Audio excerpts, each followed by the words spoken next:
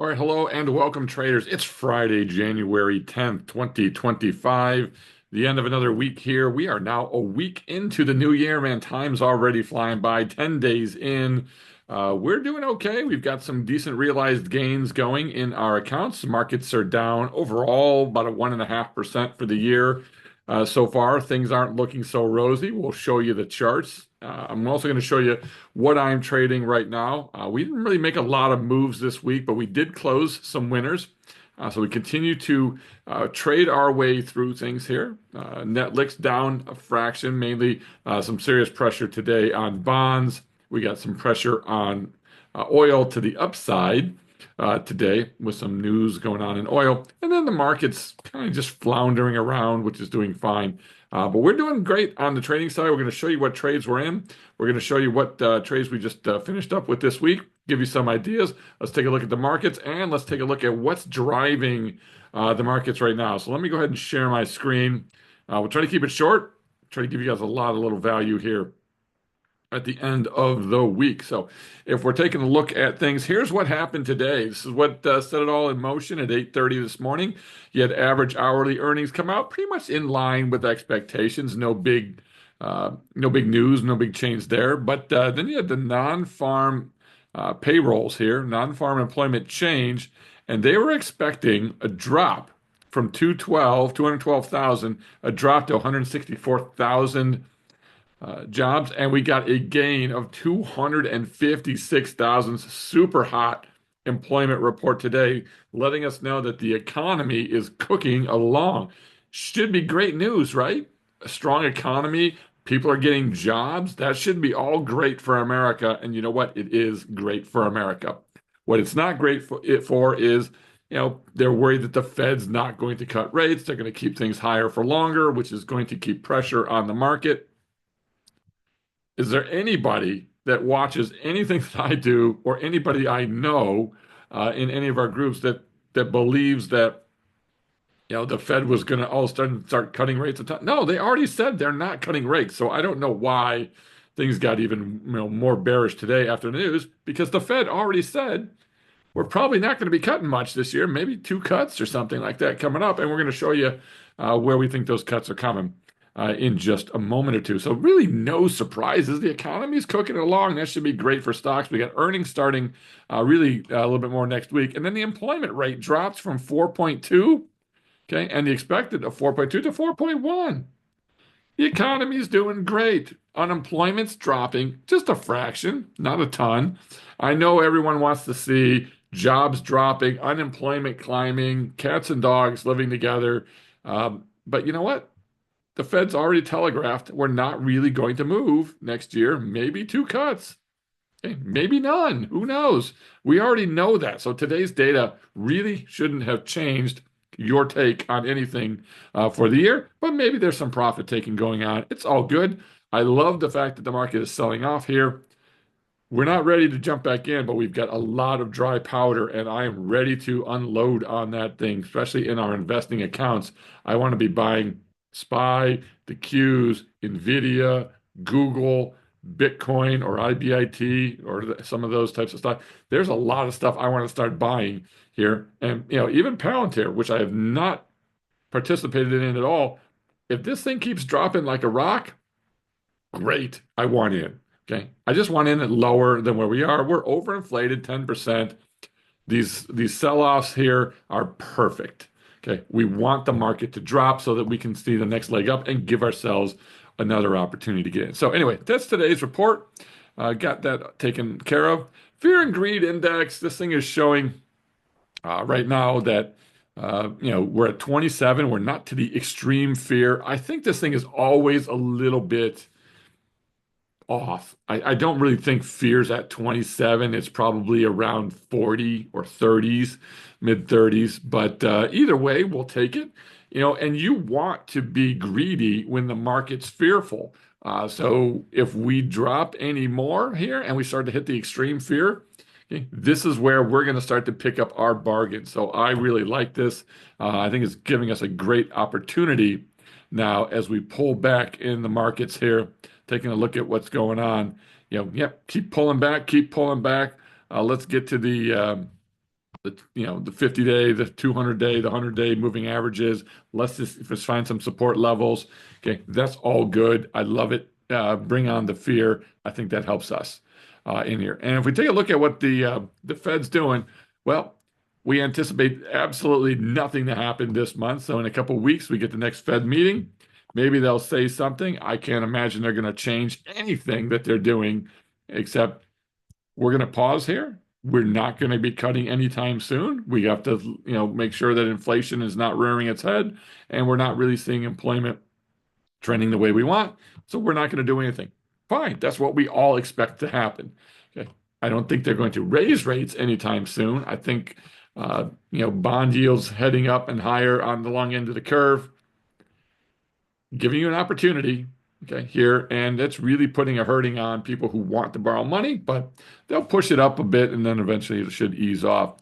In March, we're expecting maybe a 24% chance of that rate cut, so probably not going to happen in March. May, we're up to about 56%, so May is maybe when the Fed will start cutting. If we look at June, we're still only 50% chance of that one cut. So either May or June is when we're expecting that cut to happen, and we don't expect any other cuts uh, to happen. No additional cuts here. We're still looking no additional cuts here, no additional cuts here, and even by the end of the year, still the 43% chance that only one rate cut of 25 basis points this entire year, and the first chance of really seeing that might be in May sometime. So, that being said, you play the markets with what you see in front of you. Trade what you see, not what you think. Ignore all the opinions out there that you read on YouTube and Twitter and CNBC and all that. Ignore the noise, folks.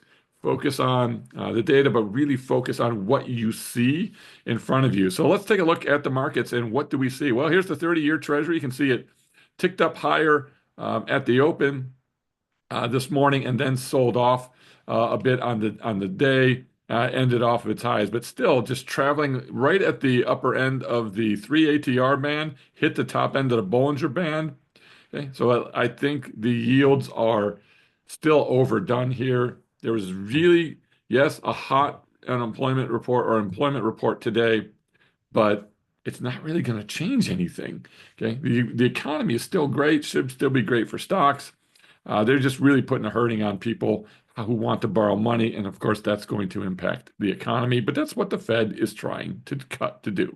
All right, so here's the S&P dropping. We're going to focus more on ES futures in just a minute, but you can see, even on this weekly here, you can see we've been just downtrending for several weeks. You can see the downtrend that's going on SPX here as we look at the downtrend line. So we're definitely in a bearish market currently. We have a bearish PSAR signal. We have a bearish RSI, a bearish stochastic momentum, a bearish MACD. Okay, good volume today on this big candle down. There's nothing positive about the market right now, which means no sense getting long. Okay, we can trade, which is what we do. Okay, but for our investing portfolios, I'm not doing anything. I'm going to wait to dollar cost average in on my long-term positions, Qs and SPYs, and some of the big names like Nvidia and others. We'll get back into those when the time is right. But really, there's no sense trying to catch anything right now as we move lower. All right, bonds. Looking at bonds, we just looked at the yields. Let's look at bonds themselves. TLT just horrifically moving to the downside. You've got a definite downward momentum going on here. We'll extend this downtrend line out a bit. In fact, we'll try to make it a little bit easier to track here. But yep, so just trending down, hitting new lows on a daily basis. There's not really a whole lot of support anywhere to be found except going all the way back to this October of 2023 lows around this $82 range. That's where I'm going to be pegging things at. That's where I'll be looking for maybe bonds to start to pull in. Now we know on bonds that if we're looking at things right now, Okay, we know we are oversold on the RSI. We know we're oversold on stochastic momentum. We've been oversold on the MACD, and it has started to reverse a bit, but really just moving sideways. We're now getting to oversold on the weekly. MACD's been negative here. So overall, a lot of negativity in here. We're oversold. Doesn't mean we can't stay here, and we've already been oversold now for about a month. Can we stay here? Absolutely. We can stay oversold for a month or two. But I think hopefully we're coming to an end. But I think rates want that five target, but we'll see. So we'll trade what we see. And right now, what we see is a bearish trend and bearish everything. Nothing, there's just no reason to start buying or selling, I should say, naked puts. We do have some strangles because I still think we have a good range going, but we're getting a little pressure on the puts of the strangles right now. So we'll see how things go overall with the markets. All right, let's just jump into the futures and do a little bit of a review here. You can see here on the daily chart, or let's first talk on the weekly. We had this ascending wedge, which is never a good thing. Ascending wedge that it kept getting narrower and narrower. We finally broke that wedge 4 weeks ago, right here on the big giant, massively bullish or bearish engulfing candle.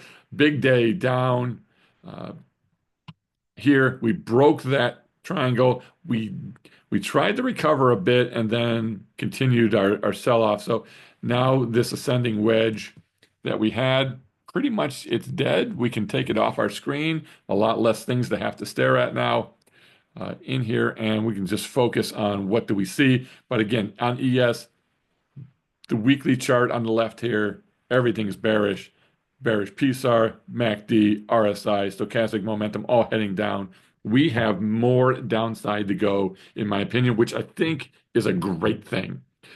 If you don't think it's a great thing, you're not looking at the charts, you're not paying attention here, and you're not comfortable with buying low because what we want is a great entry point to get long again.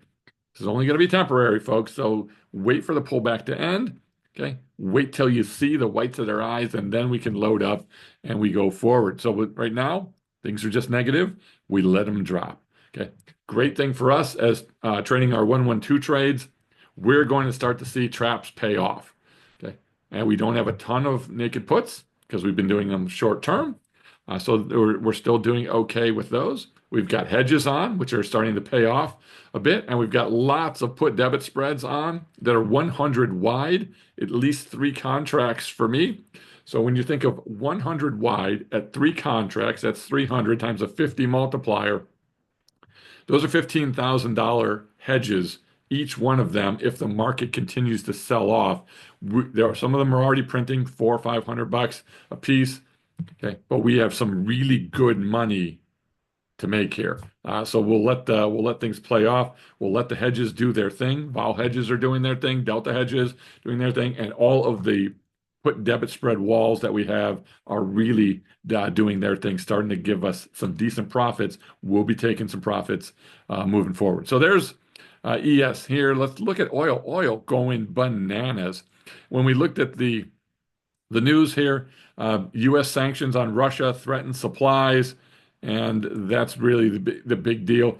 I think I don't want to be political here. Biden administration is going bananas in these last couple weeks here, doing all kinds of crazy things with pardons and sanctions, and all of a sudden now they're actually, again, I don't want to be political, they're actually doing crazy things at the end here that they didn't do all along.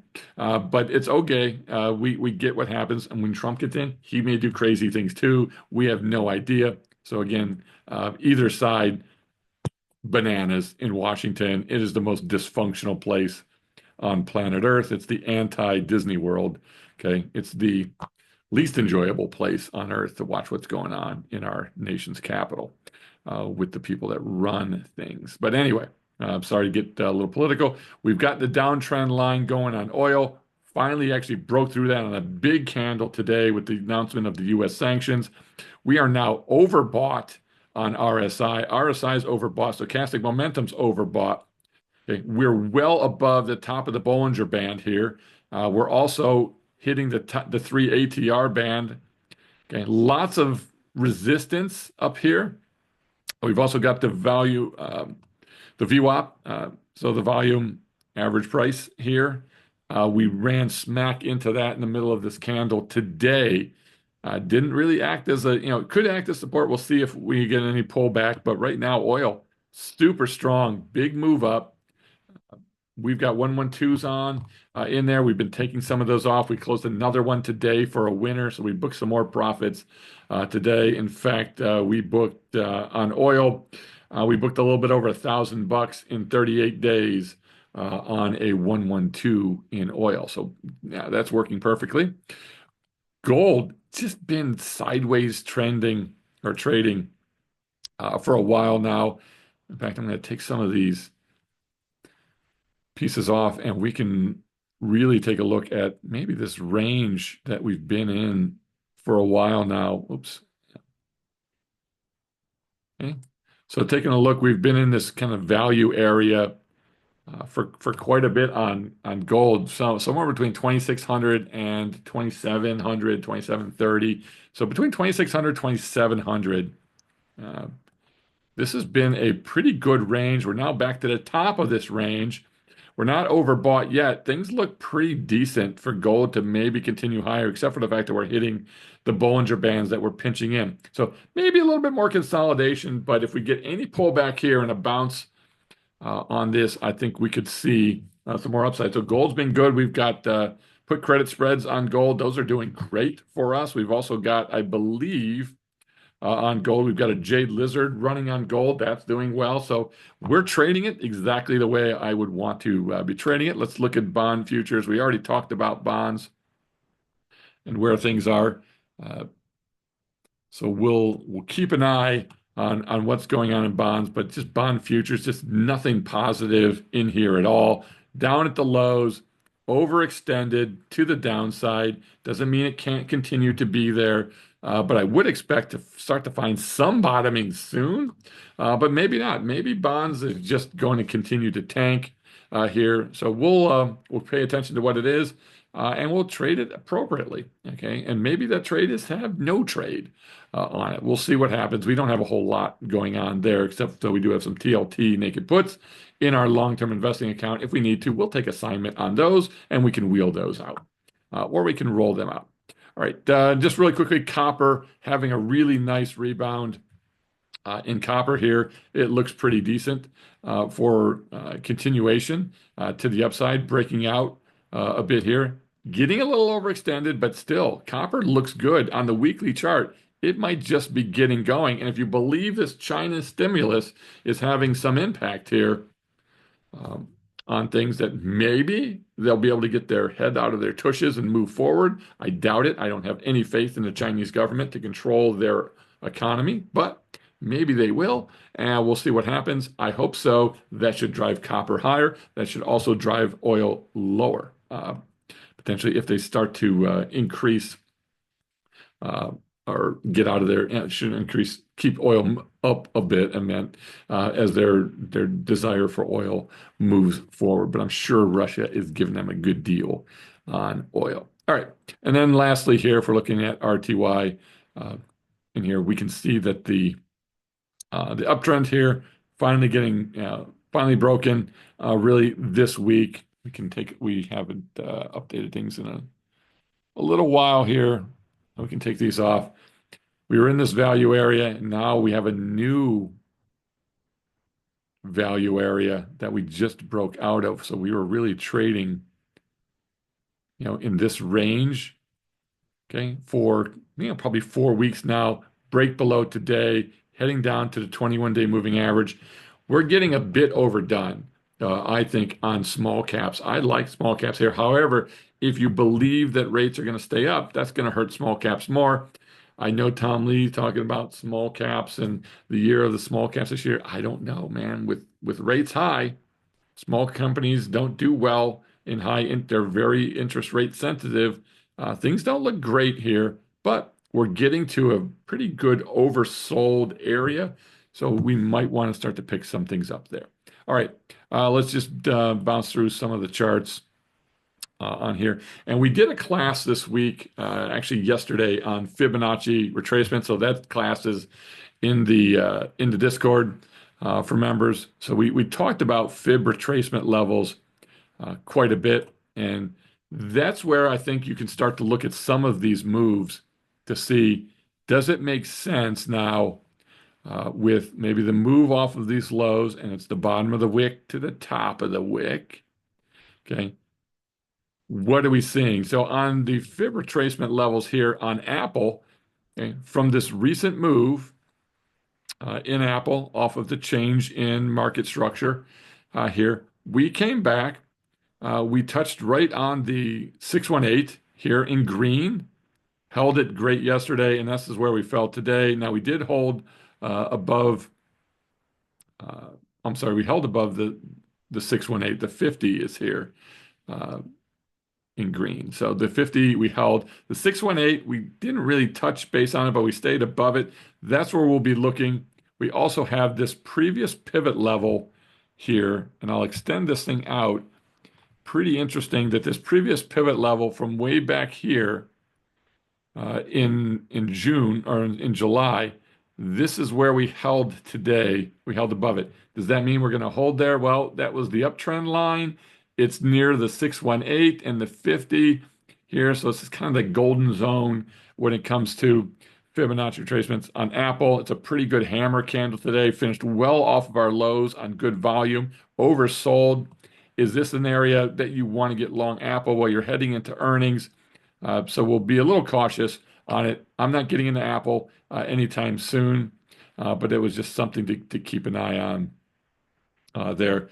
A lot of noise going on in this chart in Microsoft. It doesn't look great, but maybe it's a bit overextended to the downside. I'm going to ignore it for now and not really focus on it. It's not one of my favorite stocks. One of the stocks that I do like the most, though, is Amazon. And if we're looking at Amazon here, okay, this trend line, pretty good. We've been hitting on it, moving up, so we're now back to this trend line in here. It's also the bottom of the Bollinger Band. So Amazon, maybe not a bad area. Can it continue to fall further? Absolutely. Where do we see some support on this thing? Well, if we look at the fib levels again, do we see anything here that really helps us out from this swing move higher? Can we see anything going on in here? Well, look where we landed right at the 38.2% fib. We bam, hit on it.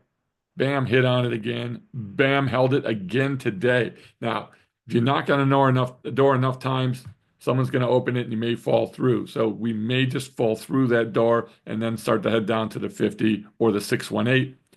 The 50 retracement also lines up exactly with the 50-day exponential moving average. So that would be something to keep an eye on as a potential area for Amazon as we head into earnings. Meta, however, they don't care. Good day today. One of the few stocks that was up on the session today. This thing's really been consolidating now for a couple weeks. So we'll watch the consolidation on this thing. Pretty good little range that we've been in. Everything from about 590 to about 630. So this 40-point range. In fact, we can take this thing out a bit more. And, it's been going on for a while now that we've been in this range, almost 2 months, dating back to end of November in this range, holding above the anchor VWAP here, holding above the 13, the 21. Looks pretty solid to me. So nothing bad here. We do have Meta naked puts. They're doing great. I like Meta, and it's not overdone. It looks like it still has some potential upside to go, and we're heading into earnings on Meta. And I'll be quick here. I don't want to go through everything with you. Here, Google.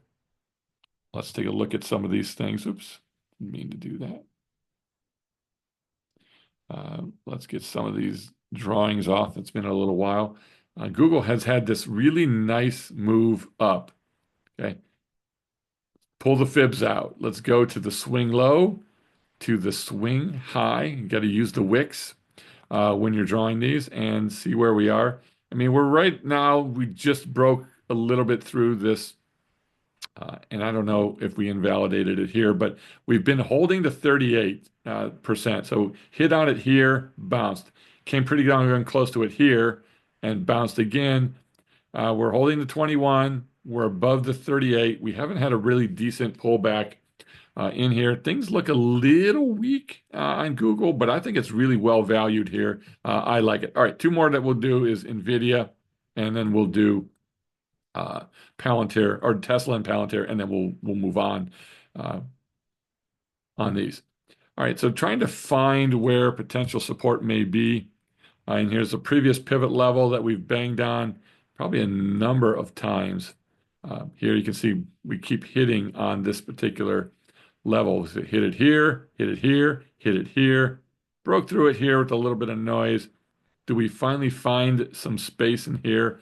I don't know, but we did break the downtrend on Nvidia back in here, and we ran all the way up to here on this, and now it's a pretty solid pullback, blowing through the 618 today. So uh, pretty much this little uptrend here has been totally invalidated. We tried to bounce off the 50% retracement. We hit on it twice and then just failed today on this. So breaking through the moving averages, there's just nothing great in Nvidia here. It's just this sideways consolidation. We could probably take this fibs off because I don't think they mean a whole lot of anything here. And just a massive amount of noise on this chart, uh, dating back, you know, quite a ways. So you've been in a pretty good range from about 130 to about 150. This range has held up now, dating all the way back to October, beginning of October. So this is October, November, December, and now into January, a little over 3 months of consolidation here. So if you think that every time we start to consolidate, you might get another leg higher, this is starting to give you, in my opinion, a great entry price on Nvidia, which I think is valued around 130. And we're almost right at that valuation. So I think this is give any more downside here. I will wait to see some sort of confirmation of at least a little bit of a bounce or stop of this downtrend. And if so, I'm really excited about wanting to get in on Nvidia. Tesla had a monstrous run. Now it's pulling back. Not terrible. Uh, didn't do much of anything today. Kind of holding in here, holding above its 50-day moving average. Still, I think a bit overextended. And who knows if Trump and Elon are going to fall out at some point down the road here. It's probably based on the track records of probably both of them that something will probably go awry and that will tank Tesla stock. But for now, I think it's a great stock. I love it. I think it's going to 1,000. I just want to have a good entry point to get into it here. It is oversold on the stochastic momentum here. RSI is not really at a level that I want to buy yet. I'd like to see it a little bit lower. It's starting to pull back from overbought here on the weekly, which is nice to see. But who knows where this thing is going. Right now, if we look at the fibs, we're hanging here right at the 38 fib of the move to the upside here. So right at this 38 fib, we're kind of hanging in there. It's a good area there. If we can bounce and start to move higher and then break back through the 23, I think this thing looks good. But you're holding a pretty good area here, which is not bad. And then Palantir, this thing's just looking horrific. And it's finally getting its comeuppance. I think this thing is so far overdone. Everybody that says you can retire on $100,000 and one stock in Palantir, you're absolutely nuts. Okay, you can't retire on 200,000 doing the wheel or anything else. You can't retire on 300,000, 400,000. You're not going to do it. It's not going to get you to retirement. You're going to lose all of your money before you get to retirement if you think that all I got to do is wheel Palantir for the next 20 years. Okay. Can it go higher? Yeah, absolutely. But right now, it's got to pull back. I don't think you're retiring on $100,000 on this right now, but I think it should be in your bag. I think it should be in your portfolio. I think the strategy can still be used if it's on quality stocks. You just want to get in at a better price. Well, you're definitely getting a better price now at 66 than you had at 84. So it's definitely pulling back. I think that's a good opportunity. I'm going to pull the fibs from the bottom of this little area here to the top, okay, and see what we see. Uh, we haven't even retraced 50% yet, but we are right at this support level. That was a previous high. So we're right at this support level. That's where we held yesterday and then today. We held above this level right at the 50-day, right at the Bollinger Band. It's looking like it's, heading lower tomorrow. If it comes down to this, 50% retracement, I think this is where you want to look to potentially, if it can hold the 50, I think this is where we potentially can start to get some trades on this thing. I still want to be below these areas. I'd love to be somewhere in the 50s with puts that I'm selling that I would be okay with assigned on. I think the value of this thing is probably in the 40s or so going forward. So there's where we are on Palantir. All right, I know it took a long time on some of these charts, but hopefully this was helpful. Gives you some things to look forward to. Let's just take a quick look at the accounts that we have really quickly here. Here's where we are on the trading account. We booked $1,760 for this week.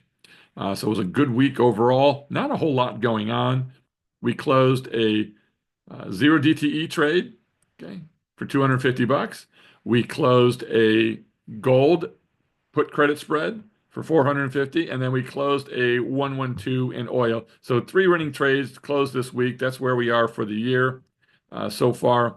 Markets are down about 1.5%. We're up 0.5% as far as realized gains go, and nothing more to say on that one. Lazy Trader account is down a bit. We did book a loss for the week, mainly because I took off here. I wanted to ease a little bit on bonds that I had, so I took a loss on one of the bond trades just to get rid of it right now. So TMF, we took off 100 shares, small loss on this thing, but overall we're fine. We're just down a little bit on the year, but we're only down like not even 0.5% in realized gains. And then the small account, we're up $231 for the week this week, and that's putting us up about 1.2% for the year. So we're up 1.2% for the year in realized gains right now, which is ahead of the markets being down 1.5%. So there's where we are on everything overall. All right, a little bit longer today, but I wanted to share with you what I'm seeing, a little bit of fib analysis that we did a class on yesterday, just to give you some idea where could things potentially find some support. And that's all we're looking for. They're not absolute lines. It's an area. Do we find some potential support, and do they give us a trade opportunity? Some kind of a swing trade, maybe a put credit spread or something. If we're going to bounce higher, where can we find maybe some support and move forward? So that's what we're looking at on that. In the course that we're building, we've got fibs. We're covering the MACD. We're covering how to use RSI, Bollinger Bands, moving averages, especially the exponential moving averages, trends, all of those things that you see on my typical chart, and the squeeze as well. All right. If you like this video, give me the like down below. Okay, so give us some thumbs up if you like. If you got some value out of it, give us a thumbs up. If you're not a subscriber, subscribe. And then if you want to join us in the Discord, see what we're doing, get further education. We're posting new courses, some new things in there daily. Some great new training today from Igor. Fantastic stuff. We'll see you guys later. Stay safe. Goodbye.